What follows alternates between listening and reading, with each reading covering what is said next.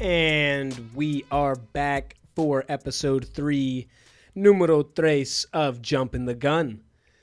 I'm your boy Marky Mark here with my co-host Clings. Say what's up to the people. What's going on, everybody? Got a little late started today. We're about 7 minutes into the second quarter of this Eagles-Falcons game. Again, we're going to be recording on Monday nights, coming at you on Tuesdays at midnight. If you are new here, welcome. If you're a returning guest, welcome back. We appreciate everybody who listens. Yeah, for sure. Please continue to share, subscribe, share. follow. Get it out there. We're working on our social medias. We'll eventually get there. Working on the video first. We kind of want to get that going at the same time, so bear with us as we get that rolling. It'll be easier to share once we get that rocking, so that's our plan to get that going up here soon. This show we got this week, NFL Week 2 review, College Week 3 review, MLB review, some Marine talk with this grunt over here, my man Clings the Marine. Oh, yeah, just a little something for you. Spice it up. We'll do some NFL Week 3 preview and then College Week 4 preview as well. So let's get this thing started. Actually, before we do that, we said we're about 7 minutes into the second quarter here. We got a hot drive. We should just let's wait for this drive and then we'll kick it off. Well, we can talk to him while we get going here. Currently first and goal. Yep, 3-0 Falcons. The Eagles got the ball. Jalen throws, incomplete pass. Right. Second down. So we'll start with this NFL Week 2 review. Yeah. We'll start at that Thursday game. We got Bills 31, Dolphins 10. And what do you want to say about that game? Go ahead and get us started. First of all, that puts you above me, I think, by another game. So you currently will have a 2-game lead on me on the pick'ems. On the primetime picks. We both have the sir. Eagles tonight, so not going to really change anything there. So I got a nice 2-game lead on you, Nice kid. 2-game lead. I like that. I like being a comeback kid.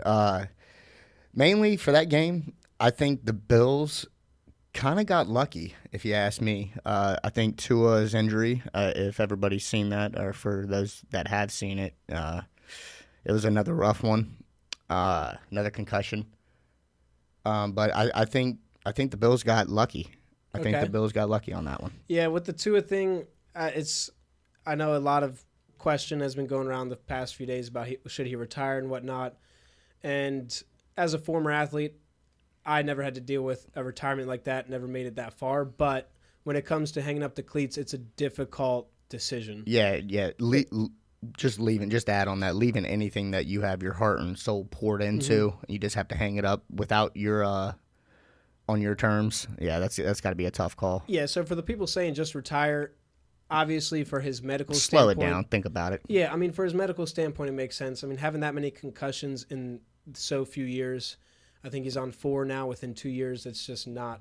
Some pretty rough ones too. And it wasn't that vicious of a hit. Like for it to happen that easy is kind of concerning. Like it should be. It shouldn't be that easy to get a concussion. For sure. So he's got to protect himself, and he's got a big decision to make. And that's a touchdown to Devontae Smith. Sorry to cut it off. No, it's there. It's yes, let's go. He's missing his partner in crime. He's missing his partner. Oh, look at Covey trying to fill in. Yeah. You're not AJ, buddy. So, yeah, other stuff from that game, James cooked. James did cook. He went crazy. 2 tutties. Yeah, 3. 3. Yeah. Two rushing. Yeah, 2 rushing and the catch. Yep. And I think another topic of discussion from that game is Miami's defense. There was a lot of hope that them trading for Bradley Chubb next year kind of made. Obviously, their offense is very strong power. He made some good plays out there. Losing Tua hurts their offense 100%. Tremendously. You've seen how the game just ended pretty much when that happened. Yeah, but so what I was going to say about that Miami D, like I think they're just not as good as. Tell me about that Miami D. They're not as good as they thought they wanted to be. They have Ramsey, they have Chubb, and they're just not as good as what they need to be. Yeah. Especially now losing Tua, they're going to have to step up. Yeah, I agree. So yeah, not much more to say about that game. Bills 31, Dolphins 10, and that'll take us. Let's hear it. Do you want me to do it? Let me take it. Let me take the lead. I know you're hurting. All right. So the next game we had up is the Raiders and the Ravens. Tough loss for the Ravens. I got a couple big points before I let my partner. Let him rip. Let him rip. Ravens defense, man. I just think I don't know. It's definitely not the play calling I think it's more so just not playing as a team. Not playing as a team. You had so many miscommunication, misblown assignments, big plays, just all around, just poor defense. And the other thing I got to say on that is that's probably the biggest upset of the week. Yeah, if I have to pick one, and I hate to do it to you, but there was a couple. WTF. Yeah, there was a couple out there. That Vikings 49ers, we'll get to that later. That's another good upset. Yeah, absolutely. Saints Cowboys, another good upset. So there were some good ones out there. We'll get there. But yeah, Raiders 26, Ravens 23. It's a bad look for us. I mean, to start 0-2 against a team you should beat it at home. It sucks. At home is the worst, man. Not even that, just a team you should beat. In the Raiders, like, you can't let that game slip away, especially when you have a tough schedule coming up. We have at Dallas versus the Bills. You guys on play Sunday the NFC night. East. Yeah, I'm saying this are upcoming games. Okay. At Dallas versus the Bills on Sunday night at home, and then at the Bengals. So that's three more that. Yeah. Depending on how it plays out, we could be looking at a third or fourth possible loss. Like, we can't lose this past game, and we did. You guys might have a 1-4 start. Yeah, I don't want to. Yeah, I don't even want to bring that up. Sorry, sorry, Ravens fans. Gardner beats us for a second straight year. He beat us last year. Minshew Mania. Beat us last year with the Colts. This year with the Raiders. He's just a competitor, man. And to piggyback on what you said about that defense, I think the offense and defense both lack identity. They don't. That's fair. Very fair. We have a new defensive coordinator. He's figuring it out. I don't mind the move. I think he's a good hire. Zachary Orr, that's who it is. He was our linebackers coach, played with us. Okay. But both offense and defense are just lacking that identity. We don't know who we want to be, what we want to do. When we you don't know if it's going to be – mainly it revolves around Lamar, and it should, but it shouldn't revolve as much around as – is Lamar going to be a passer this game? Is he going to be a runner this game? Like, they should already have that figured out before they come into the game. Well, I don't think it's so much that. I think it's more – at least play call. I mean, like play call. So, it almost looks like they're guessing while they're out there. They're trying to morphize. They're just throwing away the play. What I mean, the strategy, the game plan. That's the problem. Right out there. I don't know what the game plan is. Okay. Offense and defense. Right. That's what. Yeah, they should have that before they come out. Yeah, is what I'm saying. Prep a little bit. Yeah, something's going on in Baltimore. It's hard to tell what's going on. That offense, it's just with Derrick Henry, it's almost too predictable sometimes. Yeah. Like, we got to have him in there on passing downs. We got to do more play action. Like, we got to have just more creativity, especially with the weapons that we have. Obviously, our receiving weapons aren't as great, but we still have good players. I just think that they need to figure it out. And part of it is that offensive line continues to struggle. Max Crosby went crazy. He's a good player, don't get me wrong. Right. We're missing double teams, missing assignments. Offensive line just looks bad. Can't get the run game going. And the thing that doesn't make sense is we put together good drives, and we just get away from that plan that just worked. Like you said, like, it just doesn't make sense. It doesn't making dumb calls, trying to be not predictable, but it ends up screwing you. Like, sometimes it's okay to be predictable. You know what I'm saying? Like obviously, if it's your first and goal, your first play probably shouldn't be something across the middle, like a pass route. Like, you either try to fade it. If you want to try a fade. You have the receiving core for that. But if not, you have Derrick Henry. Run the ball. Yeah, so with that, right up the hole. Not even that. Why not a read option or at a read the goal line? That's perfect. I mean, that should be your go-to, like a tush push. We haven't even seen it yet. Like, why is that that's not an insane. option? Week 3, and we haven't seen a read option with Lamar and Derrick Henry? We've seen a couple, but I'm saying at the goal line, though. Okay. Like, that's where I think it'll be very effective. Absolutely. That's a great call. And then last thing on this game, the stat I had for you, bad stat. Okay, let's hear it. My cousin sent this to me. Shout out, Zach. Okay. It was on Monday Night Countdown, actually. So, 0-2 teams, playoffs. In the last 5 years, 2 out of 41 teams to start 0-2 missed the playoffs. So we're fighting an uphill battle. Yeah. And that what was it again? Out of how many? 2 out of 41 teams in the last 5 years that started 0-2 missed the playoffs. That's a good stat for any teams that are 0-2. You guys are fighting a good fight. Yeah, a couple of them. Ravens, Bengals, Jaguars. Those 3 I had as playoff contenders. Okay. Yeah, me too. And then the other 3, Colts, Titans, Broncos. Titans and Broncos, I didn't really have them in the playoffs to begin with. But Colts, I had them flirting with it. Me too. But for those teams, it's just such an uphill battle statistically. Yeah, those are stats. Absolutely. That'll take us to our next game. Browns 18, Jaguars 13. The Jags just continued to look not great. Yeah, one of my questions is what's up with T-Law?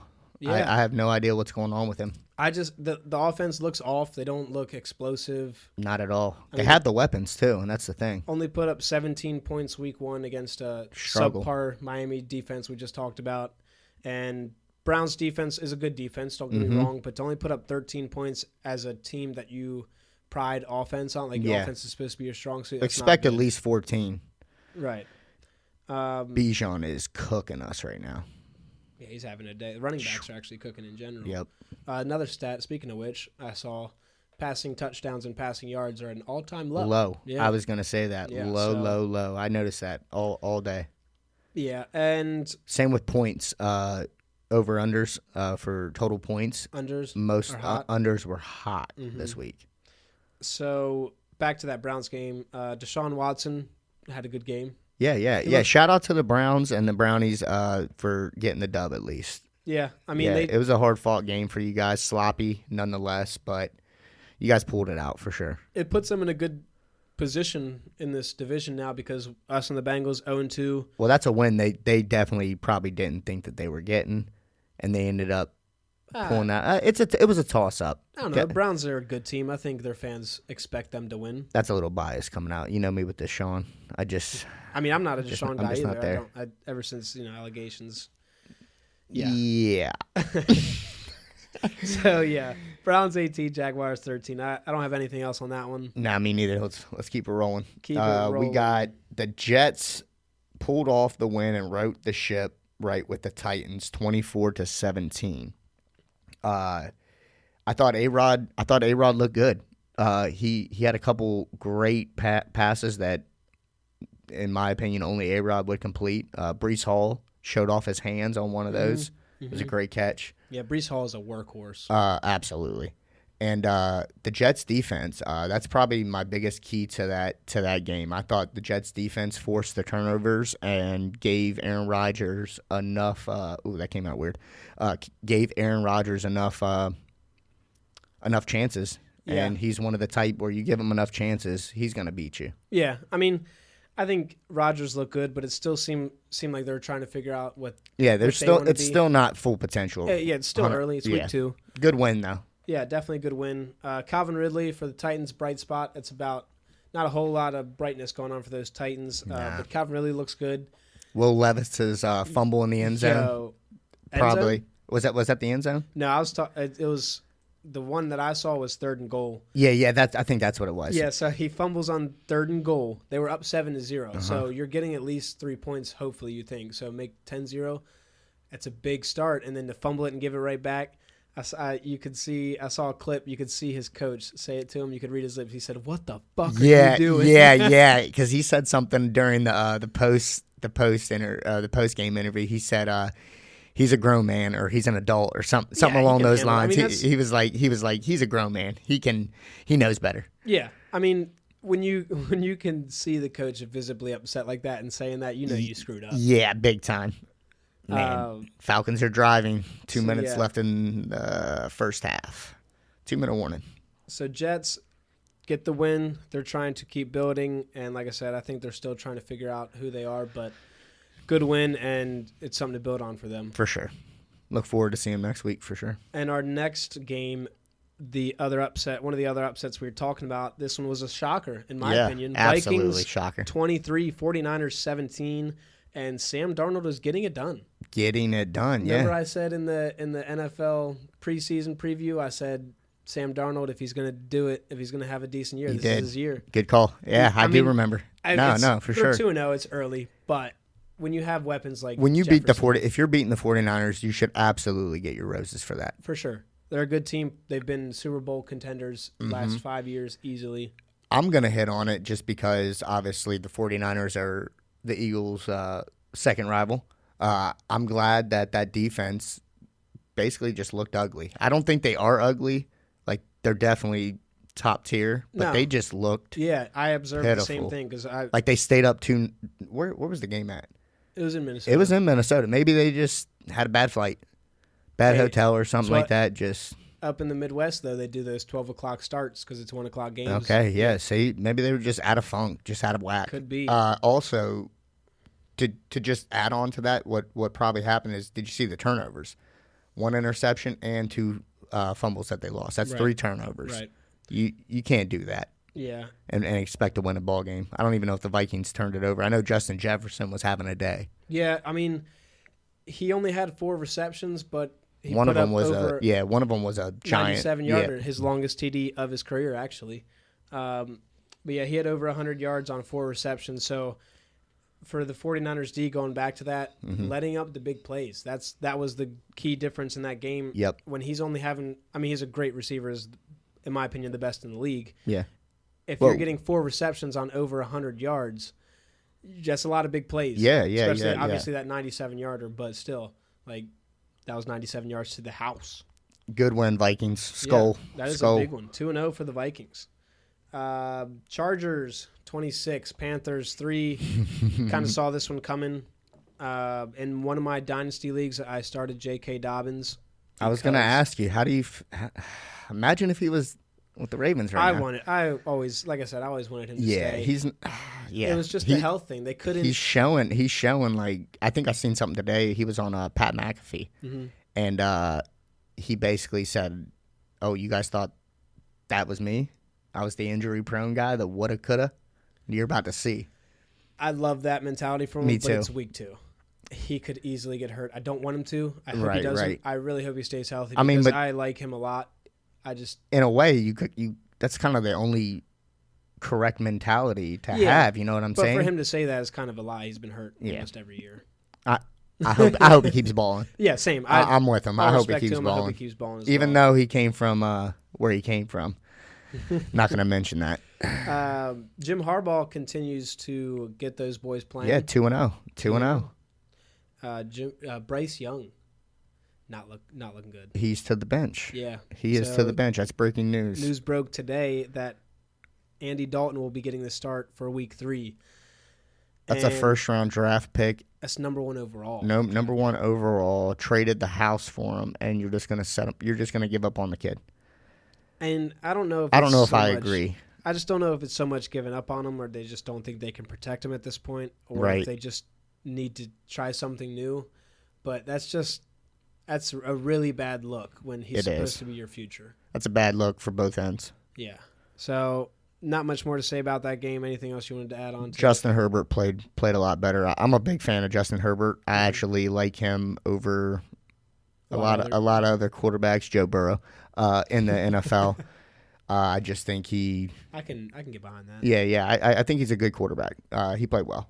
He's been in a tough situation the past few Absolutely. years. No receivers besides an old Keenan Allen the one year. And defense, too. They had a defensive coach, and they would still let up 25-plus points a game. Bijan is, not to interrupt, Bijan is running all over us. There's a minute 15 left. Falcons are in the red zone. It's getting close, Marky Mark. We're creeping I'm up sweating on over here. I'm sweating over here. So, yeah, that'll wrap up that game. Take us to it was a good one. We talked about this last week. We could see it being a toss-up going either way, and it certainly was. Seahawks 23, Patriots 20. And overtime. Welcome Jackson Smith and Jigba. Yeah. He had a fantastic game. Fantastic day. He kind of showed that last year, though. He did. A little bit. A little glimpse. He showed promise last year, but I think now he's stepping up into that number 2 role Absolutely. next to DK because Tyler Lockett's getting older. Yeah. He's probably learning a lot from Tyler Lockett, for to sure. be honest. Similar type builds. Absolutely. I was going to say it's like a father-son kind of thing. Right. Or, you know what I'm saying? Like the older brother, little brother combo. So, yeah, JSN, Passing it off. 12 catches for 117 yards. That's a good day. That's a great day. Yeah. For fantasy owners, too. Seahawks, they're slinging the thing. They're just throwing Geno out there and saying, go do what you need to do. I think it's because I got it written down that they look bad. And I only say that because they don't look like the Kenneth, like you don't. I'm so used to seeing Kenneth Walker be such a huge part of that offense that I think that the score would have been a lot different with Kenneth Walker. That's fair. That's you know fair. what I'm saying? That's the only reason why I said they look bad, because a 23-20 win in overtime. I just think that Pete Carroll and the Seahawks have a better team. Pete Carroll's gone. We've been through this. so many times. Mike McDonald. Okay, I'm here now. I'm here now. I'm back in time. So yeah, I agree though. It probably would have looked different. Yeah. Overall, I just think it would have looked different. I mean, if I had to guess, having Geno throw 44 times a game, he was 33 of 44 for 327 yards. Not a bad line, but if that's how you're going to be winning games, that's I feel like not the longevity of their season. Like that's not going to last for them. It's going to be different with Walker back for sure. Yeah, I mean Charbonnet's a good backup, but he's a backup. He's not Kenneth Walker. Right, and we've seen what he could do. But the Patriots on the other side, they continue to scrap. I mean, they're a ground and pound type team. It was kind of the same thing as last week. They ran the ball a lot, tried to get down to you and break you down. Defense looks like they're playing well behind Mayo. So again, like we said last week, it's positive for the Patriots. They didn't expect to be in these games. Not at all. Not at all. So it's a good sign for them. And we don't need the Patriots to be good again. It's the last thing we need. Yeah, we're done with that. We need a new anything else before we move on? No, your favorite game of the week. No, let's get on to this game. I've been waiting for this. So first off, how about them Cowboys? How about them? Where do I start? The Saints offense, 6 for 6, their first 6 drives, all tutties. 80 yards, 70, 20, 65 yard drives for touchdowns. Basically, Cowboys are exactly who we thought. The frauds. The defense is just all talk. Well, see, that's the crazy thing. So I could go on forever about this without my biased opinion. Well, going into the season, you thought the Cowboys' defense was going to be the ones to keep them in games, and to have them blow up like this, bent over and spanked. Literally, I mean, Derek Carr was just like he had his way. So yeah, they let up 44 points. Like I said, going into the season, I think Cowboys fans probably thought the D was going to be the bright spot for their team, and to show up and let up 44 points. It's not good. To the New Orleans Saints. Yeah, and then Alvin Kamara with 4 of them things. Oh, yeah, I was going to say that. So he seems to do it every year. Always gets like has a spurt. 4 touchdown game or something. Has a spurt. Takes advantage. He does it every year. Yeah. I think he actually did it against the Cowboys before. Probably. If I'm not, someone will have to fact check me on that one. Cowboys fan, please fact check me on that one. And then Derek Carr, 243 yards on only 11 completions. So it goes back to those drives you were talking about. They were just moving the ball. Just moving easy. the ball, man. He looks good, man. He looks good. I said it. He's a decent quarterback. He's got a decent situation. He's a leader. People around him. And if his team's playing well, I think I said that earlier. If his team's playing well, that's all he has to do is lead. Right. Anything else you got to say about last the boys? thing? I have to say it, and this is where the bias has to be put to the side. It wasn't Dak's fault. I hate to say it, but it wasn't. His first 5 drives, he had points on the first, or he had four. I think 3 field goals and a touchdown. So what is that? 9, 7, 16 points on his first 4 drives. Defense. It goes back to that defense. So shout out to Cowboys fans. It was not Dak. Do not blame him. Do not start your shit. Yeah, they got you us. You guys aren't back. They got us coming. Just go ahead and enjoy the Philly show. Okay. And that's a stop right before half. We should be going into half with a 7-6 lead. Philadelphia over the Falcons, pending this kick by Young Ho Koo. All right, next game. Commanders 21, Giants 18. The Commanders just field goaled them to death. That was a great game to watch. 7 I hate to say it, but it was fun to watch. Malik Neighbors. Oh, my. Welcome to the league. Another OBJ. I don't want to see him. Neighbors, 10 receptions for 127 yards and a tutty. So a nice showing for the young lad. Have a day. I gave him the start in one of my dynasty leagues. I was between him and Keenan Allen. Okay. And I saw that Keenan was a game-time decision. My other option was JSN, so kind of couldn't go wrong. Right. But I chose the right guy because he scored. Yeah. No, he scored and some. Yeah. A lot of yak. So Washington gets 7 field goals to win the game. Didn't score a touchdown. busted our big play parlay. We'll touch on that later. It was a typical NFC East showdown. Yeah. Sloppy play from both, but overall, you had some big plays that just opened the game up and gave you the scores that we got. And speaking of opening the game up at the end, right before the 2-minute warning, I don't know if you saw, the Giants had the ball in Commanders' territory. Mm-hmm. Right, it was like 2 minutes and 5 seconds left. Yeah, and they were getting ready to tie it up, right? They go for it. Yeah, I seen it. Neighbors drops the ball. He probably could have called. Yeah, and he slammed his hands on the ground on the right side. Yeah, but still, to the right. I just don't know if I love going for that. No, not at all. If you're a team that's going to be scrapping for wins like that, take the points and put it in a rookie's hands, put it in Jaden Daniels' hands to go down the field. I didn't like that play call. I know you're trying to be aggressive, trying to win games, but yeah, I don't know. It's just bad call. Yeah, I just don't agree with it. You gamble and you lose. Yeah. So that's about all I had on that one. Anything else? Now let's keep it moving. Take us moving. All right, we got the Bucks held off the Lions 20-16. Baker Mayfield. I think he's taken that step. I think this year is that recognize me. Like he's putting his name on the map. You wanted to say it. What? Browns fucked up, didn't they? Oh, yes. I'm glad you reminded me. Browns fans, you guys are definitely not going to admit it, but Baker over Deshaun. At this point, he was your guy. At this point, I don't care about college. I don't care about the money. I care about football and winning ball games. And Baker has that mentality, has that leadership, and you guys had that. You guys had that going to the playoffs, and you guys just gave it away for something fancier that ended up being not as great, honestly. A Walmart toy that broke the first week you got it. Yeah. So yeah, the thing with that so is, back to that game, the Bucks beat the Lions. Well, I was going to say, hold on. Sorry, my bad. No, you're good. I didn't want to get off topic on that. I wanted to say something about that. Is the thing is with that, we talked about it in the beginning of the season, is when your backup is getting more fire out of your team with Jameis. Sure, absolutely. It's leadership. A problem. And that's what Baker brought to that team, and they're missing that. Yep. So I talk about it all the time. The quarterback, if you don't have that leader, you're not gonna. You might win some ball games because you have the stars and the athletic ability, but when it comes down to those tough ball games, it's gonna come out. Yeah, and you're gonna see that fire, and he had it. I was never a huge Baker fan, but I've grown to like him since he left the Browns. Absolutely. Part of it was probably because I hated him in college. He was an Oklahoma Sooners guy. Absolutely hated him. But when he went to the Browns, I was rooting for him.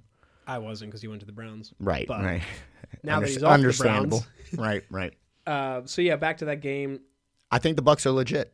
Yeah, I said I have here Baker does what's needed to win. I mean, he's 11-yard touchdown rush with the linebacker carrying him. Yeah, man. He's a dog. And on the opposite side, that Lions they're just missing a spark. I don't know what it is. It's like week one, Amon-Ra only had 14 yards. This week he went over 100, so he hit a good one. Keep singing, because I have Lions are singing the blues from last year. Yeah. I think they just have that rainy cloud over their head. And when they start the game, they're all fired up. But the second that they go down, they just get into that mentality of, we're the Lions. It's also, and it's like, come on. It's also, I don't know, they seem like they don't have the spark that did last year. Mm-hmm. They were very flashy and just a overpowering offense, and it's kind of missing this year. It's not hitting on all cylinders like it was last year. Mm-hmm. It's early, week 2. It could just be getting figured out a little bit. True. Normally, that's what happens. That's fair. That's a fair point. And if the flash isn't if the flash isn't real, if what you've seen wasn't real, you'll see it the next season because they'll try to do the same thing, and defensive coordinators do not like that. Well, and So to bring that to your point, Laporta, week 1, only 4 receptions. Yeah, I have him. He's about to get benched. He might get benched. This week, only 2 receptions, so he's just not the Producing. Laporta that we saw last year. I don't know if he's. I don't. Yeah, again, I don't know what it is. Yeah. So I don't know. I think that Lions team has a lot to figure out. Yep. Good win, Bucks. At least they're 1-1 though, not 0-2. Like some people. Yeah.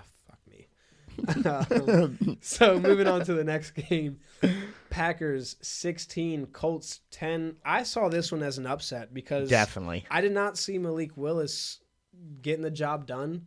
And I think he looked good. He was definitely playing with that chip on his shoulder. Yeah, I mean, he's definitely trying to prove a point because everybody's going to write them off now that Jordan Love's down. So right. He's got if that he can chip, if he can string a couple wins while he's down, Green Bay doesn't skip a beat. It's a good look for them if they absolutely. The Colts, I don't know, man. 10 points. It just I have that they might need a new OC. I don't know who their offensive coordinator is. But to me, if it seems like their plays are just dull. Yeah. I mean, when you have a threat like Richardson, you would think there should be a little bit more exciting. Right. They should just go borrow John Harbaugh's and Nick Sirianni's playbook for a little bit. Yeah. And that's a lot of bias right there. The Packers D obviously stepped up, holding them to 10 points. That's what's with you and D tonight? I'm all over the D. What you mean? Whoa. Well, that's the talk of this fucking first 2 weeks. Yeah, defense has been the talk of the town, setting us up. Yeah. So, I saw something funny. I don't know if you saw it. Malik Willis on a third down. It was late in the game, and LaFleur asked him why he didn't throw it. He said their center puked on the ball. Yeah. Which is a hilarious comment. I mean, I saw it happen. He said he didn't want to throw it to somebody with puke on it. That's a top dog. That was a good one to see. So I didn't have much more on that game. Colts dropped to 0-2. Hurts their chances of getting in the playoffs, as we said earlier. Only 2 out of 41 teams start 0-2, have made it last 5 years. So uphill battle for them. I know what that feels like. Yep. Cardinals 41, Rams 10. Wow, did the Rams look bad? Wow, did the Cardinals look good? A little bit of both, yeah. Yeah. I've been saying it. The Rams are missing Aaron Donald, and I'll keep saying huge. James Conner destroyed him. He's actually having Kyler Murray destroyed him. Normally, Kyler doesn't get away from Aaron like that. Right. And I watched that game, and it looked like rookie year Kyler when he was just juking and jiving, getting it. Yeah, so Marvin Harrison Jr., I think him and Kyler had a talk after that last game for sure, and they looked like they were the new duo. Could be. It looks scary, like another Larry Fitz. Yeah, so Kyler looks like himself again. He does. Good for him. There. Yep, he's laying off the video games. He's getting in the film. Marvin Harrison Jr., 4 receptions for 130 yards. He has arrived. 2 tutties. And almost 3. He dropped 2 of them in the end zone. Yeah. He dropped 2 more. Great production. Obviously, same thing with Jay Jettas. He had 4 catches as well and over 100 yards. So you're getting those long balls, those big plays. Those are exciting. Everybody loves those plays. Right. And the Cardinals just continue to look like a solid offense. Defense stepped up, holding the Rams on 10 points. And they have a lot to build off of that. Da-na-na. I'm jumping the gun on this one. Arizona wins the West. Wow. Yes. I don't know about I think that. San Fran, That's listen. San Fran is going to slowly just die off, okay? They might show a little bit of sparks, like we might be back midseason. No. I just think they're out of whack. I think this C-Mac not being there, revolving around them, is going to hurt them a lot. And I think Arizona's going to capitalize on that. Their defense is very low key good. And I don't know if you saw earlier, more breaking news. Cooper Kupp looks like he's going to the IR. So the Rams are falling apart. That might not be. I'm telling you, Rams are falling apart. It's Cardinals win the West. It's a hot take, so we'll see how it pays off. Yeah. Anything else on that one before we go? Nope. Yeah, this one. Steelers 13, Broncos 6. Tomlin does it again. He's gonna make you play his game. Yep. And like I said last week, he doesn't lose to rookies. He for some reason has their numbers and game plans. He's a great game planner. Great prep. I'm officially off the Bo Nix wagon, not because I think that he's bad. I just think that he's getting rushed into a no-win situation. I think he has a head coach that's struggling to keep his name relevant. No offense to Sean Payton, but I just think that's the case over there. And I just think Bo Nix just has a no-win situation over there. Yeah. And Steelers, they took I can hear it when you talk about them. it's not that they're scary, but it's that we know they're consistent. Yeah. And if you make the mistake with them, they're gonna win because they don't make as many mistakes. They might not be that good and flashy, but they don't make mistakes like that. Their defense is that good. Right. Their defense, like I said last week, is going to keep them in games, and it's going to keep them relevant. And to piggyback, a defense and a head coach, that's all you need. And you got a possible superstar in Justin Fields. I mean, I'm saying possible superstar because he has the ability. Yeah. If he can fix whatever's going on with his decision reading, sorry, I said that. I said two things at once. Decision making. Get it out there. There we go. And his defensive reading. You said the same thing again. Decision reading. Decision making and defensive reading. So yeah, if he can fix those two things, I think Justin Fields has he can come back. He's another one of those guys like Baker that will right his ship. I have his stat line here: 13 to 20 for 117 yards and a touchdown, no interceptions. So I think that's what Tomlin's only asking him to do is don't turn the ball over, do enough, and take care of the football. Yeah, like you said. Good win, Pittsburgh. And then good Bo win. Nix had two interceptions. And he was their leading rusher. When Bo Nix is your leading rusher, and you have a guy like Williams back there. I mean, he's fallen off a little bit, but it's not like it's Lamar Jackson or Jalen Hurts. That's what he should be better than Bo Nix. Right. Yeah. Right. Yeah. Like, for Bo Nix, and that's what I'm saying. Bo's not. He's just in a bad position. For Bo Nix to be your leading rusher is just a bad look as an offense, especially. Yeah. So absolutely. Steelers get the win, move to 2-0, take the division lead by far. I mean, Browns are right behind them, 1-1, and then us and the Bengals 0-2. So not great start for us, but we'll bounce back. It's early. It's week 2. It's only week 2. It's early. Then next game, Chiefs 26, Bengals 25, and the refs help bail out the Chiefs again.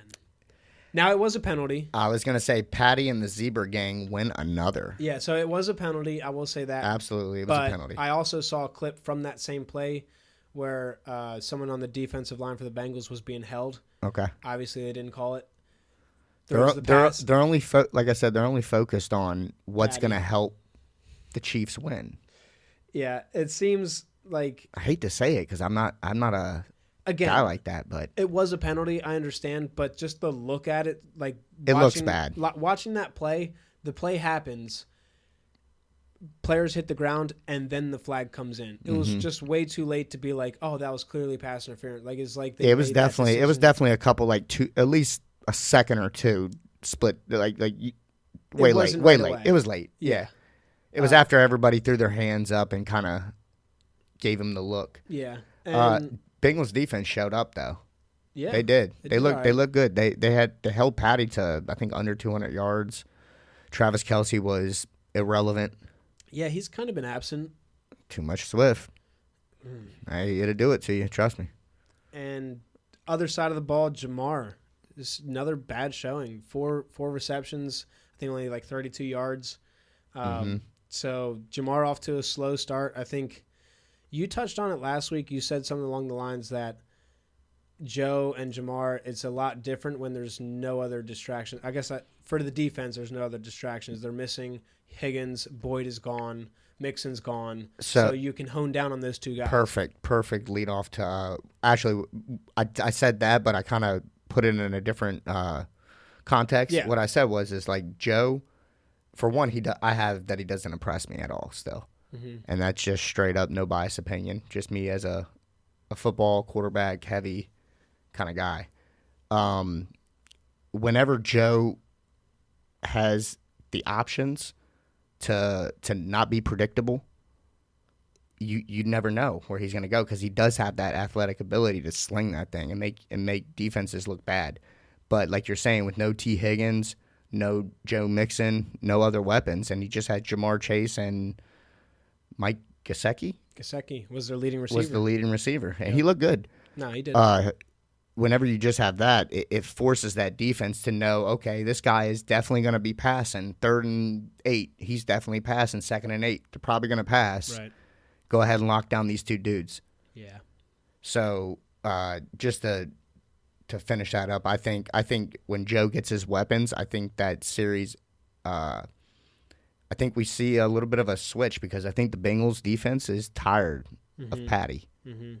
This is like the same episode over and over for these guys. It's like the same. It's like the same girlfriend messing with you. Yeah. You know what I'm saying? And they're just done with it. They beat him in Arrowhead a few years ago to go to that Super Bowl, and I think they're still kind of like riding that high. Absolutely, yeah. And it's just a few salty. years removed now. Like, it's time to step up. And I'm with it. So I hope the Bengals and Joe get it going, and not for your sake, the AFC North sake, but I hope they get it going and eventually knock Patty off. I'm tired of seeing Patty win. Yeah, that's it. And speaking of the Chiefs, they lose a big one in Pacheco. He moves to the IR, so that's huge. That's a big loss for them. Yeah, because that rookie fullback, he fumbled. He did surprise me in the preseason with a little bit of spark, but it shows that he's still not. He can still be. He's not all that yet. Yeah. And moving to our last game, Texans 19, Bears 13.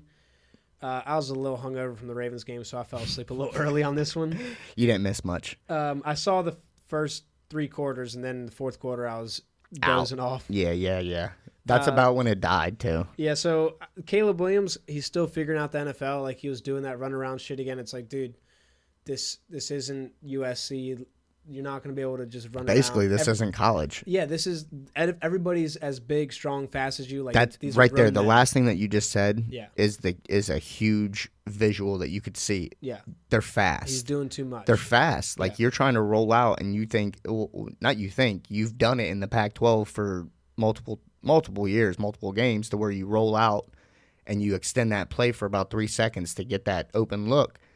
You can't do that in the NFL. You got pass rushers, linebackers, DBs, sometimes blitzing, and they ate him alive. Even some defensive line can catch him. Like, everybody is a professional. They're built that way. And he's just not. The defense is just too fast for him. He needs to watch a lot more film, mentally prepare himself a little bit more, and stay out of the media. And just stop trying to do too much. Yeah. Like, take what they give you, and if it's not there. I don't know, take a couple yard rush, but don't go backwards. Yeah. Like, that's the biggest thing. Stop trying to do too much. That's it. That was good. Yeah. To stick with the Bears, though, their defense continues to look good. I mean, to hold that Texans team to a 19 as a good Texans offense, hold them to 19. Nico, they had no. Nico is him. They had 0. I'm a big Nico fan. Okay. I've been big on him since he came out of college. So I drafted him. So back in that was a great pick. Back in a few years ago when he came out in the draft in my dynasty. Michigan, right?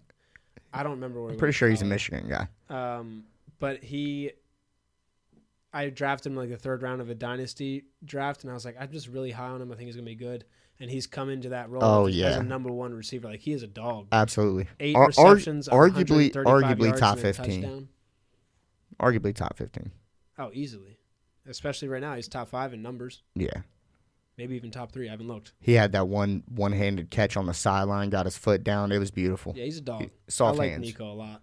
Whoa. Whoa. Anything else you got on that before we move to week 3? No, I got to get you off Nico before we go to the Bears D again. Over here.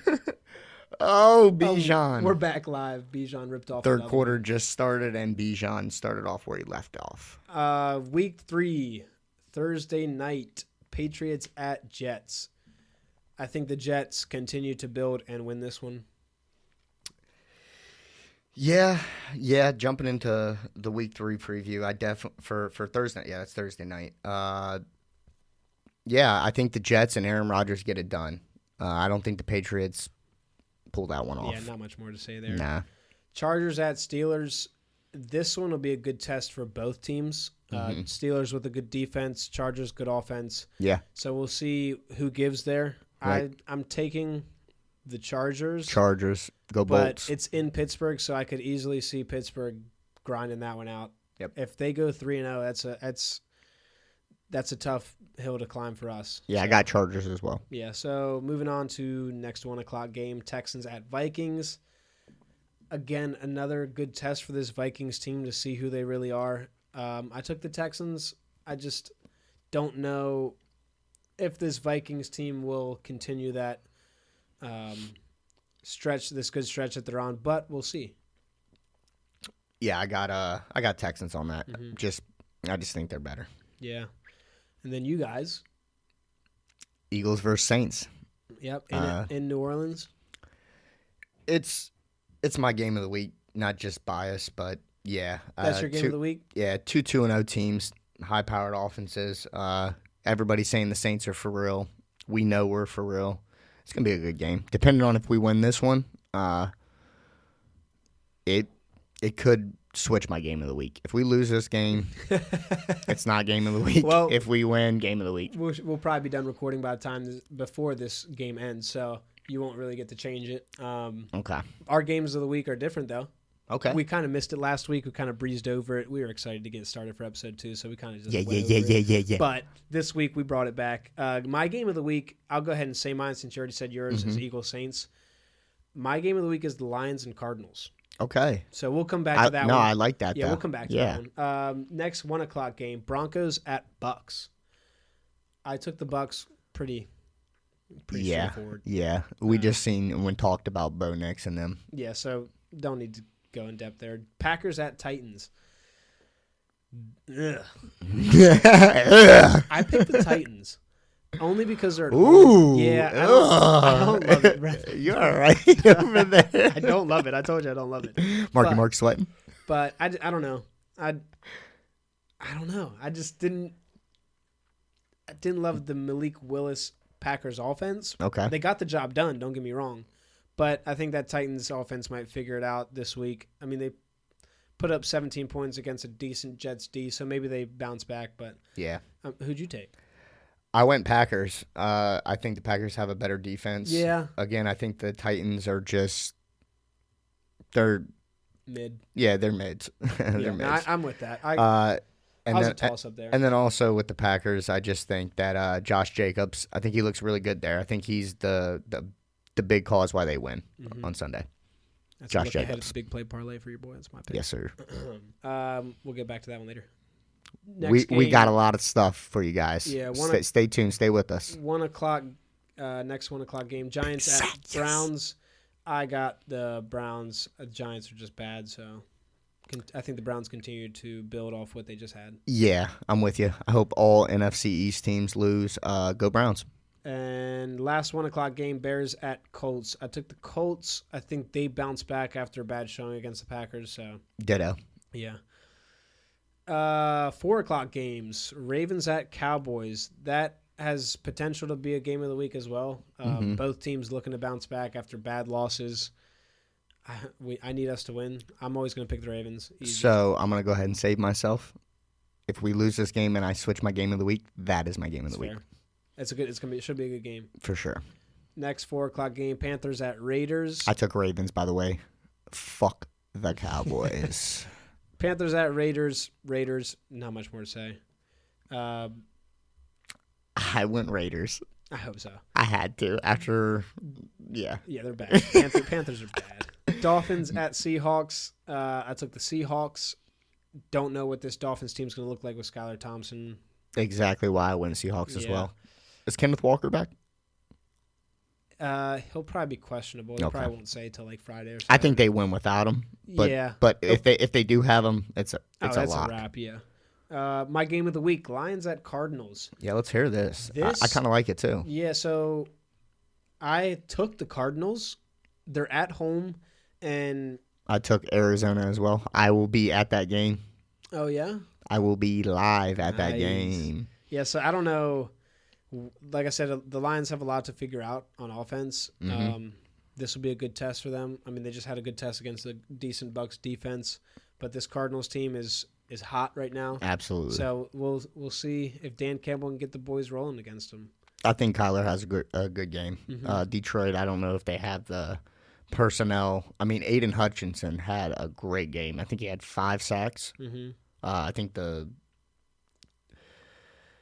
record for the Detroit is 5.5, so he missed it by half a sack. But he had 4 in the first half. Yeah, he's a dog, but I don't think he stays with Kyler. I think Kyler's too agile, too quick, and coming off big wins like that, that's a tough guy to slow down. And our last 4 o'clock game, 49ers at Rams. I took the 49ers. Rams lost Cooper Kupp, as we mentioned earlier, so They're struggling, and I think they might continue to struggle. I took the Rams on this one. I think I'm right about the 49ers just slowing down. They could. Sunday night, Chiefs at Falcons.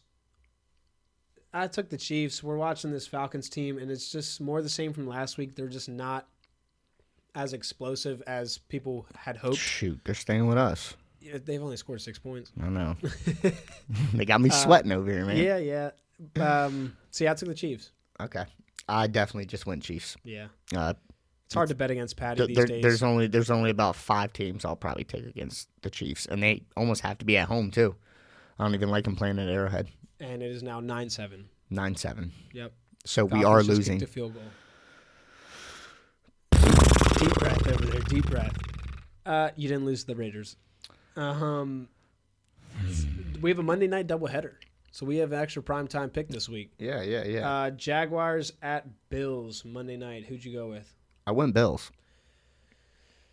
I think Josh Allen and them are just going to be too much for the Jaguars' defense, and they showed that with the last 2 games, just not knowing the whole team, just being clueless. So I think they take advantage. I went opposite of you here. I took the Jaguars. Okay. I think they right the ship. I was gonna say is like I said earlier, their offense just hasn't been there. I think this is the game that gets them back right. They know they're gonna have to fire on all cylinders to beat a good Josh Allen-led Bills. Yeah. So I think and the Bills ain't that scary to me. Right. They're beatable. Yeah. And then last game of the week, Monday night, second of the doubleheader, Commanders at Bengals. I took the Bengals. I think they right the ship there and get a good win against a not as great Commanders team. A part of me wants to go Commanders just spicy. because it's a Monday night game and I don't know. Well, but they're in Cincy, so I went Bengals. Okay, I was going to say went Bengals. Now's the time to pick because we're going to our next segment, the primetime picks. Let's get it. So mine this week. I got to catch up. Mine this week are the Jets. Oh, for a reminder, your boy is up 2 games. On Clings over here. We already said that. So my primetime they picks know. this week are the Jets, Chiefs, Jags, and Bengals. Clings has... Who you got over there? I have the Jets, the Chiefs, the Bills, and the Bengals. So you either have room to catch up a little bit or drop more. Okay. We'll find out. Stay tuned. And I think that'll wrap up our NFL talk for now. Yeah. Let's go to the student athletes. Ooh, my favorite. Go ahead and get us kicked off. I'll let you drive this one and I'll tag along. Yeah. Let's switch seats. Road beer.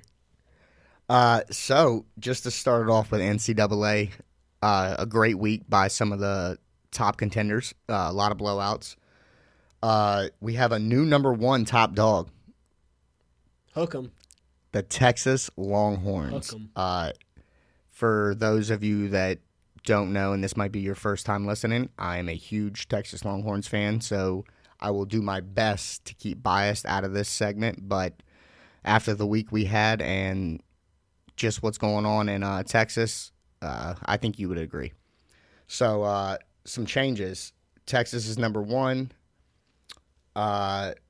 They took over with a dominant win from UTSA, 56-7. Georgia was previous one, right? Yeah. Yep. Quinn Ewers suffered a lower abdomen strain in the first half after throwing 14 of his 16 passes for 2 tutties.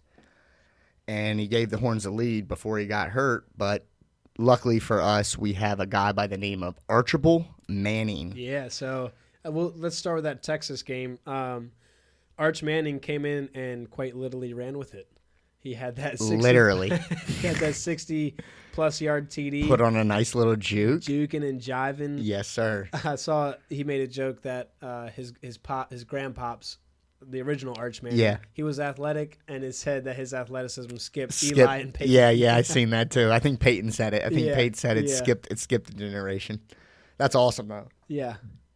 He went 9 for 12, 223 yards, and 4 tutties. Yeah, he looked good. He looked really good. I don't think we're worried about that Quinn injury too much. If anything, that gives us a reasoning to just stay with Arch. Kind of let him roll with it. Kind of let him roll with it and see where it goes. Yeah, so Ewers... It worked for Alabama, so. Yeah, true. Ewers is week to week is what they're saying, so Arch is likely to start moving forward. Mm-hmm. When Ewers gets healthy, I mean, it's going to be a question on how good Arch is playing because Yep, absolutely. if he's balling, do you go back? No, you do not take him out. It's tough, though, because Ewers was a Heisman candidate. He's probably not going to be missing games now, so. I think it's all going to depend on how Ewers takes it.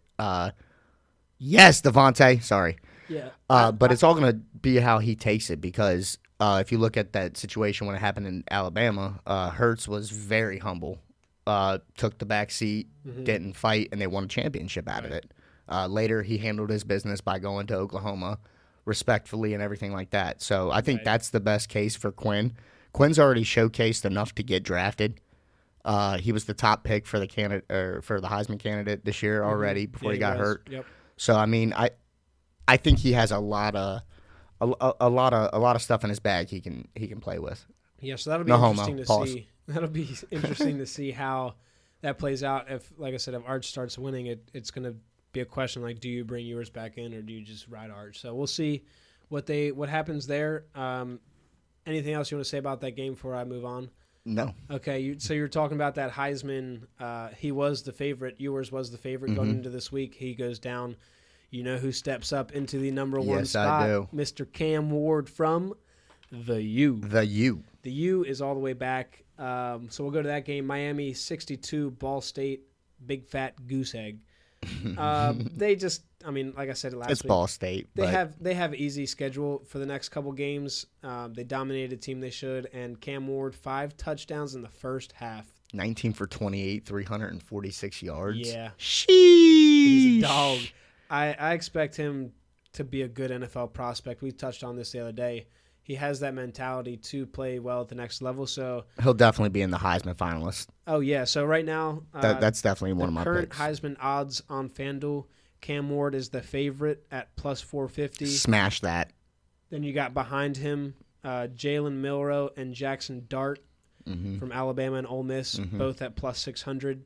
And then behind them, Dylan Gabriel from Oregon and Nico Lamalaeva from Tennessee. Both at plus I think 900. he sneaks up in there. Yeah, Nico will get up in there, so we'll go to that game. Tennessee destroys Kent State. Hop right over to Tennessee. To be honest, it wasn't so much of Nico, though. Their running backs dominated. I was going to say that the reason he's not up there with that Heisman, like up there with Cam Ward, they just didn't need to use him. They didn't need to. He only had like 160 He yards didn't need passing. to when you have 3 running backs over 100 yards. Right. So Kent State, they couldn't stop the run, so they just ran all over him. Here, I got to give the stats because I think it's too much. Dylan Sampson, 13 carries, 101 yards, 4 touchdowns.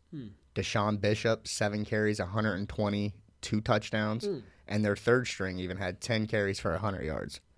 It's a great day. When that's happening on the ground game, just hang it up. Yeah, 71-0. That's crazy. So they destroyed them. Tennessee looks dangerous on both sides, and I look for them to make a big some noise in the playoffs for sure. They're definitely one of the teams I'm scared of. I had a couple other games that I had here. The other one being Georgia and Kentucky.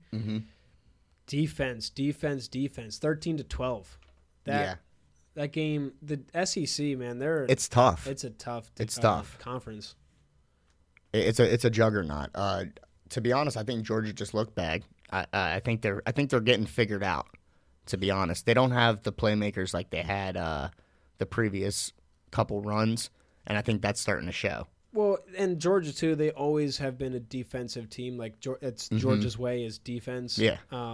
So not as surprising, but like you said, they're just missing those offensive pieces, those playmakers, and it showed. The Nick Chubbs, the Brock Bowers. I mean, you can just go for days on their star potential that they used to have.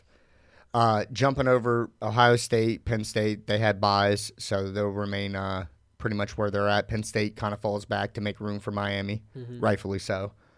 Ole Miss stays pretty much where they're at. You mentioned Jackson Dart. I have down that he's a baller. He showed it that game. They won 40-6 over Wake Forest. Just a fantastic name for a quarterback, Jackson Dart. It's a good one. That's I like that. And just to add on to it, they're another one of those powerhouses in the SEC. Sure. That you have to watch out for. Yeah, for sure. And the last game that I got some notes on is the Bama game. They looked strong and mean, beating Wisconsin 42-10. That was supposed to be a lot closer game. That was supposed to be one of the closest games of that slate. Yeah. And it ended up Bama took it personally. Yeah, I feel that. Jalen Monroe looked great. Bama's defense is clearly still producing top-level dogs. And that's another SEC powerhouse team. The SEC has 5 of the top 6 teams in the current standings. Yeah, and obviously you got conferences shifting and changing now, so a lot like of teams USC and the Big Ten. Right. They're so, and you get Texas joining the SEC. SEC. So things are moving around, so it obviously strengthens the SEC. But to stay there, the last game I had was the LSU South Carolina game. I do have that game on here. Dude, I got to see a lot of this game. I was at a housewarming party, and this game was on. This game was great. It was good. It was a good game. And honestly, South Carolina had this one in the bag. So LSU came back. There was a horrible call late in the game on a pick six. I don't know if you saw it. It was they called it a blindside block, and it really was not. It took back a pick six. I think that's South right Carolina. when my kids got here, and I missed like Got the end. distracted. I got distracted. Daddy mode went in. So South Carolina had the lead pretty much the whole game until that last few possessions, and one of them was that pick six for South Carolina that got called back, and that derailed them because it just put them. So it was a pick six. The foul happened on their own 20, so the ball comes back all the way to their 20. Get nothing, punt it to LSU. That's huge. And then LSU comes down and scores and wins. And that's perfect to lead up to. I think LSU, and this is another kind of jumping the gun, not really too much after we just seen it, and LSU has the history for it. I think LSU gets hot and makes a run into that playoff That's at fair. the end. And if they don't, I think they spoil it for some of those SEC teams that they're obviously going to have to face in their scheduling. Yeah, they're sitting right outside. I believe they're like Just 14. right outside. Yeah, right outside. Anything else? Oregon beat Oregon State. That was one of the games we told everybody to watch. If you did watch it, you got a lot of offense from Oregon. Yeah. 49-14. Whoopee. Yeah. Was not as good as a game as we thought it would be. Not at all. Just to close it up for some NCAA, some games to watch this week. There's some pretty good ones. I'm definitely going to be stay tuned to. I have 4 here that I I marked down. Yeah, I got 3. So we'll see what your fourth one is. I got number 11 USC versus number 18 Michigan. Yep, that's one I have. I have then number 12 Utah versus number 14 Oklahoma State. Mm-hmm. Oh, so yeah, LSU isn't 14 if Oklahoma State is, but they're right there. They're like right 15 or there. They're 16, definitely right there. And then one of the biggest game that I kind of really want to watch is this number 6 Tennessee versus number 15 Oklahoma. I have that one as well. So that Utah-Oklahoma State game, 12 versus 14, whoever wins that will either Utah retains that 12 spot or moves up, or Oklahoma State moves in. Yeah, So yeah. that's a big game for both teams there. I'm kind of going for Oklahoma State. I want to see chaos. My other game I that want I chaos. had, yes, that would be nuts. The other game that I had that you didn't was 24 Illinois at 22 Nebraska.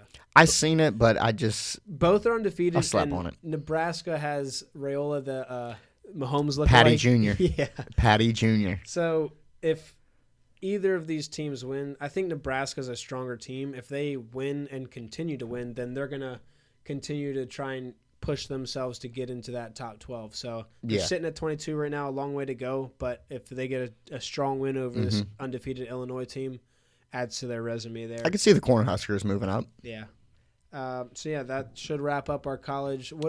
Finish us out with the top 12 current. Oh yeah, absolutely. Because we need to see how this thing shifts up after some of these big games. Yep. Currently, number 1, Texas, hook 'em. Number 2 is Georgia. Number 3, Ohio State. Number 4 is Alabama. Number 5, Ole Miss. Number 6, Tennessee. Number 7, Missouri.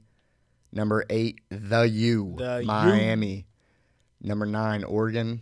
Number 10, Penn State. Number 11, USC. And number 12, Utah. All right. That'll take us to some bats. Let's talk some bats. Let's switch it up. Let's switch it up. Get off football. Yeah, I'll start with my O's here. We're in a rough skid right now. So we just dropped Tell me about it. Dude, we just dropped 2 out of 3 to the Tigers. We dropped 2 out of 3 to the Red Sox. Oh, Tyreek Schoolball must have got you. And we dropped 2 out of 3 to the Rays. So that's 3 series of losses in a row. And that takes us 3 games back from the Yanks now for our division. 3 games. No one likes seeing these guys, the Yanks, in first. No one likes it. So that little losing skid takes us 3 games behind the Yanks and 2 games behind Cleveland. So now Cleveland is in second place. They're a game behind the Yanks. And it's just not where we were. So you guys are in third? Third in the American League. Second in our division. Okay. So, but still, just not where you want to be going into close to getting into that October race. We're sitting comfortable in that first wild card spot. Shouldn't lose that. We should be okay there. But I'd rather be top dog like we were last year. Yeah, for sure. So it just sucks to lose series that were winnable, especially Tigers. They're pushing to get into the playoffs. They're right outside. And the Red Sox, not a playoff team. Dropped 2 out of 3 to them, so it's just. Oh, sorry.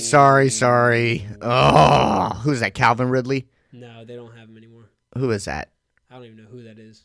Kirk just threw Mooney. Dot to Darnell Mooney, 42-yard touchdown. Yeah, so just a bad spot to be in for the O's right now. Not where we want to be. We only have 4 series left. Mm-hmm. A lot of teams do. Only 12 games. So 12 games to make up. Yeah, we're getting close to it. It's almost October. Yeah, 12 games to make up that 3-game deficit to the Yankees. Again, we play them in 2 weeks. I think it's next week, actually. Next week, the 24th, 25th, 26th. Yep. So we definitely need to get on a little winning streak here going into that series because, I mean, obviously a sweep would put us even with them, but a sweep is unlikely at this point of the season with the way these teams are playing. Judge continues to stay hot. He hit number 53. He's flirting with 60 again. I don't know if he'll make it to 60 home runs this year, but still that consistent home run hitter he's doing phenomenal. Yeah, I mean, just a power hitter. Great player. 53 bombs. Freak. On the year. The White Sox finally end a 20 straight series losses. Oh, talk about it's a bad. Lot of womp womp. I mean, they're historically good bad. for them, though. Yeah, no, they finally win a series. Yep. Who'd they win against? Didn't do my homework there. I just saw that they had lost Bad 20 question. straight. Bad question. That's a fair question. Okay. And last night, Helio Ramos. Did you see this one? Mm-mm. First right-handed hitter to ever go Oppo Taco into McCovey Cove in San Francisco. What's it? That's the splash. water. The splash right behind it. Okay. First right-handed hitter to go opposite Oppo field. Taco. It's pretty impressive. Do that again. Say his name again. Helio Ramos. Oppo Taco. Yeah, so that's pretty cool. That's a lot of history in that stadium. Everybody knows, splashing those home runs that's bucket list type of home run if you're in the MLB. For sure. To do it as a right-hander to hit opposite field, that's a shot. That's a good shot. Get him that ball. Some more news that I had. Phillies get Alec Bohm back, All-Star Alec Bohm. Bohm. I think it's Bohm. Okay, Alec Bohm. The Phillies have a comfortable 9-game lead in the NL East, so they're not worried about anything. But they're sells when they get in playoffs. True. Hey, gotta finish. It's all about finishing. Yeah, you can be all talk all you want until you get to the show. Regular season don't mean shit till you get to the playoffs. Don't mean shit. I got a couple more things. Anything before I get there? Just touching on my team, which is the D-backs. And obviously, baseball is going to be your driving. I'm just here to commentate, add a little spice to the mix. Yeah, spice it up. D-backs are currently 2 games back from the number 1 wild card spot, and 5 games back from the Dodgers that are the division leaders. The Padres are right in between us. and it's kind of like it's a pest because I believe we're better than them. Mm-hmm. So I think that I think we close out with at least one or two of these series wins and easily make the wild card. I think we have the bats for it. You guys should have the wild card locked up. So that was my next point. Do you have anything else before I get to those? Nope. I just want to see Diamondbacks in the wild card, brother. Yeah. So that's it. it. The wild card. Talk to me. Yeah, wild card situation. You guys are in a comfortable spot. You and San Diego.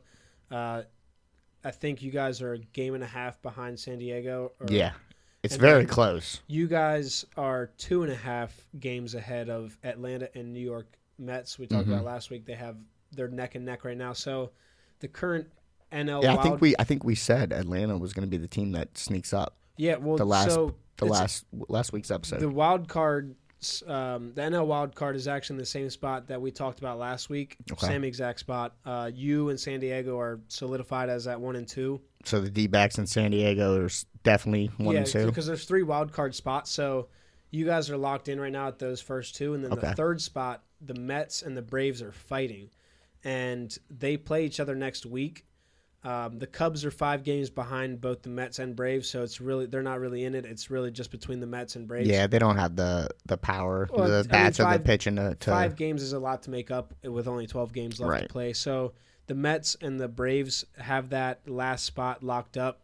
It's just who's going to get it. Okay. I think, like I said, they play each other next week, so whoever wins that series. Who do you think gets it? That's a good take. Who do you think gets that last wild card? I think the Braves get it. I just saw today that Lindor is out. They're doing testing to see. Well, that does it for me. I'm gonna take Braves as well. Yeah, man. so they're doing testing on Lindor to see how long it could possibly be. Okay. But they're without him for now. So Braves have the upper hand there. Yeah, Braves are probably gonna sneak back in, and that's a scary team to sneak back in, man, because they have the experience. They have the pitching. Clearly, they have the bats. But yeah, man, that's a scary team to see. They're just without a couple big names. They're missing Strider. They're missing Acuna. So, I mean, they're missing some of their big guys, but still a team that has experience and has been there, done that. So, not a team you want to see in the playoffs. Other side, AL wild card. Baltimore and Kansas City are sitting pretty at that 1 and 2 spot. Minnesota. They're in that third spot at the moment. Kansas City and Baltimore are sitting comfortable. They have a few game lead over Minnesota, so that shouldn't change. Those two should be in that spot. The only thing that could possibly change is if we were somehow take over the Yankees, they drop into that wild card spot. So that last wild card spot, Minnesota holds it, but Detroit and Seattle are only 2.5 games behind them. Ooh. So that last AL wild card spot is up for grabs at the moment. Mm-hmm. Could be a different conversation by next week, but Minnesota's holding on to that one barely. And O's have the Giants, Tigers, Yanks, and Twins to finish out.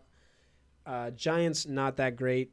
Tigers and Twins are both hunting for that last wild card spot. So 2 tough opponents there. Going to be hungry to try and get in. And the Yanks, tough opponent there. So O's got to finish strong. I hope you guys take out the Giants.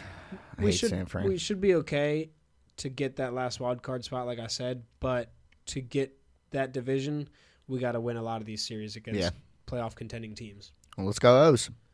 Anything else you want to say about MLB before we wrap this thing up? No, we're actually heading into the fourth quarter of this Monday Night Football game. Perfect Falcons are currently up 15-10 over the Philadelphia Eagles. All right. That'll take us to our last segment of the show. Finishing up here, got a few more minutes. We have a segment we have not yet named, but it's going to be... We're just testing it out. It's going to be an occasional segment. It's not going to be... We have a bunch of segments that will be here and there. This one is... And you guys definitely let us know your favorites, so that way we can do maybe more of that or try to piggyback off those. So we're going to get into some Marine talk here. Marine, with our Marine. USMC Marine. Give us a little background of your... I guess your deployments and all that. Like, how many tours did you serve? All that. Go ahead and give it to us. Basically, I did. When did you get in? All that. Like, start from the start. Yeah. Start from the start. Okay. I do a quick spiel. I do better with questions, so if you could just kind of keep me on pace. Well, I have a question for you. Okay. So this segment is going to be me, someone who was not in the military. Civilian perspective. A civvy. if there you you will. go. You like Civvy, that? yeah. So yeah, I'm on the outside here asking him questions. That's essentially what this topic is going to be. But to set the table, tell us about your just very brief when you went Absolutely. in, I what know. you did. I know what you need. Yeah, You need go my ahead. credits. Yep, go ahead. All right. So straight out of high school, 2009. I didn't really have any plans. College was not an option for me. Just wasn't. So I decided to link with one of my good friends in school who was already planning on going into the Marine Corps. After talking with him over some Call of Duty and late night video games and sheets runs, I was like, you know what? That might be my next move. So about a week later, I went down to the recruiting office, took my pre-ASVAB test. When it came back, I was given two choices: combat cook or infantry. So that just lets you guys know where I am with book smarts. I like to pride myself on being very street smart, but book smarts, Numbers aren't his thing. numbers aren't my thing. Neither are last names. So I do nicknames a lot. But anyway, so right after that, I joined the Marine Corps in 2009. I went to boot camp right out of high school. He chose infantry, obviously. He didn't want to be a cook. Yeah, I left that part out of there. I thought that was pretty much Yeah. obvious. So I went infantry. Had no idea what that word meant. Had no idea that that meant frontline type. Go get some. I just knew you had to be in top physical shape, which I was, and that's why they wanted me for that position. Sure. So after boot camp, I graduated in November 2009. Shortly after that, I went to the School of Infantry, which is in North Carolina. Was there for a couple months. Learned how to be infantryman. Pretty fun. We can touch on some of those stories. Got a lot of funny ones. Oh yeah. Right after that, I went to Camp Lejeune, and that is located in North Carolina as well, right across New Bern River. I was there. I was assigned to 1st Battalion 1-8. 1st Battalion, 8th Marines. I said that kind of messed up. About 3 months later, we started our work up to Afghanistan. Your first tour. My first pump. This was the first time 1-8. This is the first time 1-8 was going to Afghanistan. If you know anything military, you do any kind of research on it, our battalion 1-8 was is very decorated, very decorated. Been in some of the biggest battles, Fallujah, Frozen Chosen, just a lot of United States history. Great unit. But anyways, when I got there, we trained for the workup, deployed to Afghanistan in September of 2010. So just to run that really quick, right back up, I went from high school to Afghanistan within a year. Right. So if you could just imagine that, that's a lot. That's a lot to grow up. You grow up very fast. While I was in Afghanistan, it wasn't as kinetic, my first deployment, and what that means is firefights and what you see on TV and stuff like that. So it was less of that? It was less of that. It was more so of almost being a cop. Okay. Almost equivalent to being a cop in the worst neighborhood Would you say known to more man. patrolling type? More patrolling, more look out for your own safety, like booby traps, IEDs, things like that. It wasn't as kinetic as you see on like the news and all that stuff, Right. or you see on movies. Yeah. So we got back from that deployment. We were told probably about a month later that in 9 months after another workup, we were going right back. Okay. So it was a quick. Those 9 months went quick when you got back. Absolutely, they went. It was almost like we came back, Got some lunch and went back. had some lunch, and had to go right back to work. Yeah, those 4 years definitely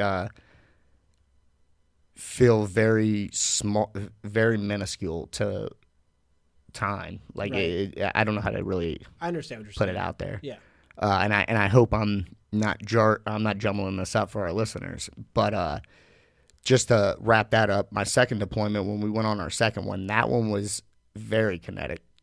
It was almost opposite of my first one. My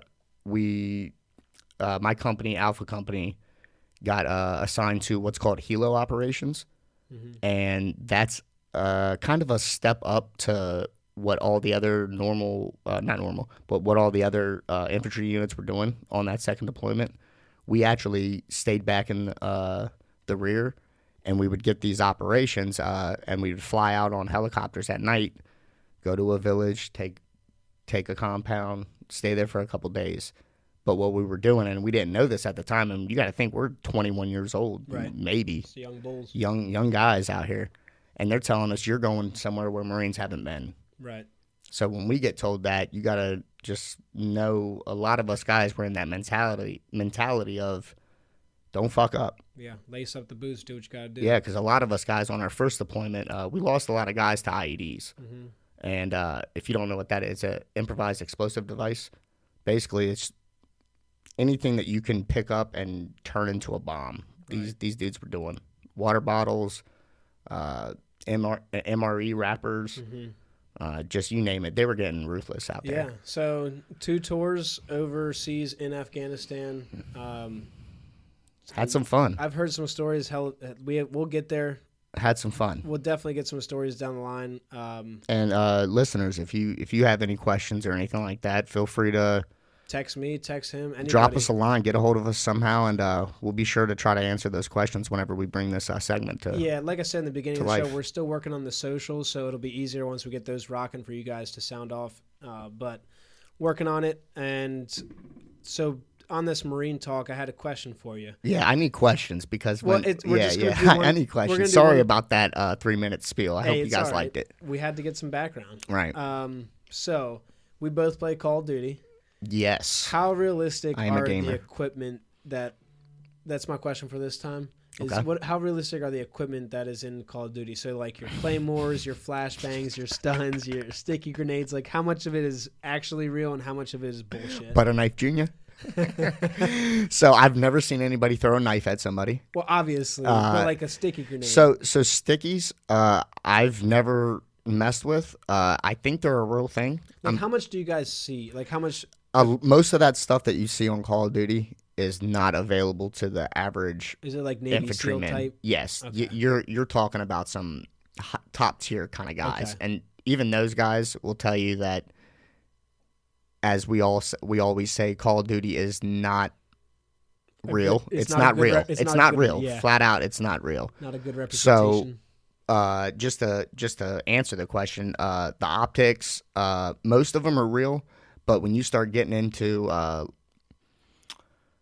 the type of guns, a lot of those are older guns, old prototypes or something like that Sure. they don't even use anymore, or they've only made it to the market but never like used in combat or something like that. Yeah, so you're only seeing like a handful of guns out in combat. Right, right. Most people are using the same thing. You said that Afghanis and those type of dudes, they're using hand-me-downs from older wars. Right? They're actually using what we left there Right. from this recent pullout, but they're using what the Soviets, they fought against the Soviets, because we actually, I'm a history buff, so we actually helped out Afghanistan and the Mujahideen back in the 80s fight the Soviets. We trained them, we gave them guns, tactics, everything, and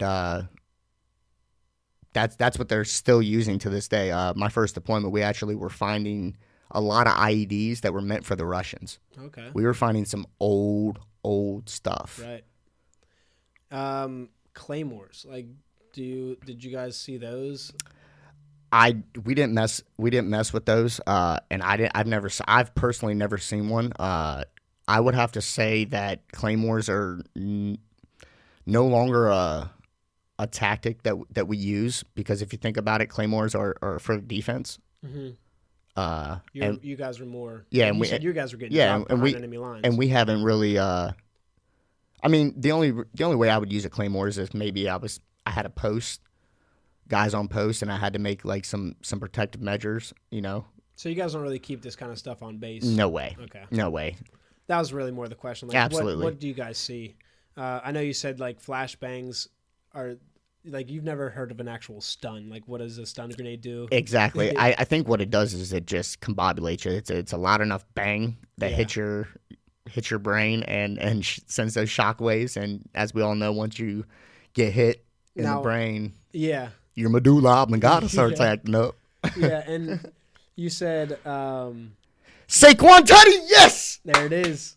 Damn it, that big play parlay. I needed that. By one, I bro. needed that. We missed by one. Both mine hit. Yeah, it did. Come on now. Good call. Hey, we'll be hot this time. Yeah, we'll get that in a second. Last thing I wanted to say about the equipment question is you said smokes were big for you guys. Huge. Come in handy big time. Smokes, any Marines that are listening, you'll probably be clapping your ass off right now. Whoa, not like that. Boss, I meant you guys are clapping because you guys are probably screaming over there. Talk about the smokes. Talk about that, because we use smokes for almost everything, whether it was to signal somebody, to provide cover, to move, a distraction almost. Sometimes we throw smoke in one direction and run the other way, kind of thing. Right. Great tool, and those are real. That's why I use them on my class in Call of Duty. It's what I know how to use. I've trained so much with it. His knees down. Short. He's short. They're gonna do the tush push. You already know it's coming. Please give it to Saquon. I need a Saquon tutty for this parlay, by the way, guys.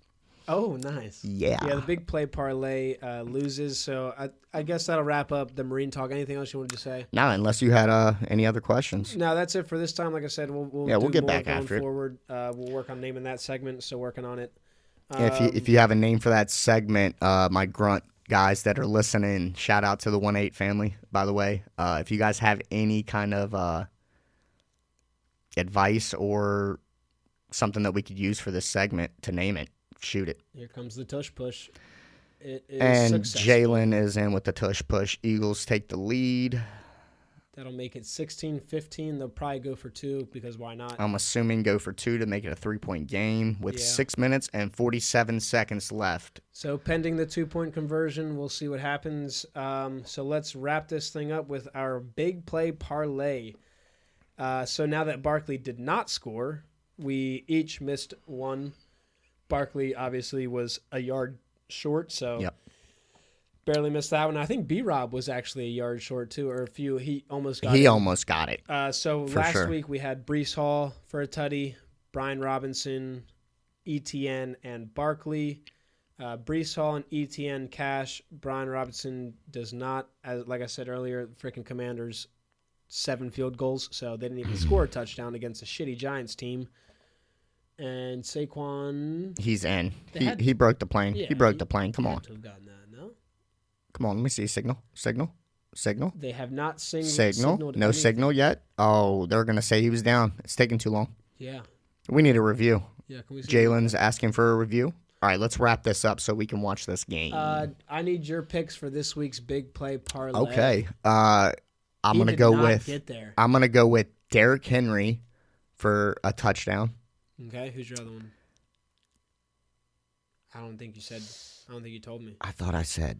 Well, I'll give my 2. Go ahead. Derrick Henry's my first one. All right, my 2 for week 3, Josh Jacobs, Green Bay running back versus the Titans. And then I picked Brock Bowers of Las Vegas to get his first touchdown against the Panthers. I like that. He had a good week against us. He had 8 receptions for, I think, 79 yards.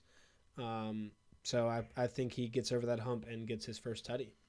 I like it. I'm actually going to go Derrick Henry, and I'm going to sprinkle it on the rookie Marvin Harrison Jr. Again. I think he grabs one against Detroit. Detroit has a soft secondary. We've seen what Cooper Kupp did to him, so imagine what Marvin Harrison is going to open up. Mm-hmm.